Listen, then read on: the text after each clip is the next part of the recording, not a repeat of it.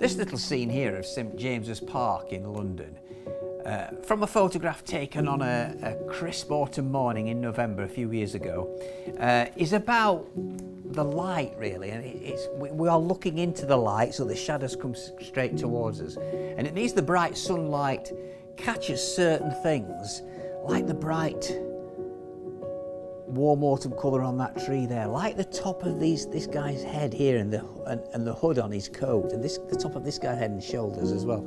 And it's little highlights like that, like the red on her trousers, little highlights like that that really bring it to life and make the painting.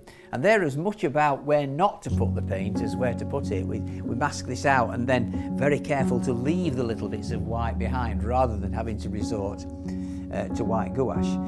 Overall, quite pleased with that. The figures are quite tricky to do. You have to be very careful. Sometimes you have to re-establish your pencil lines because you've maybe rubbed them away with the paint or taking the masking fluid off, etc.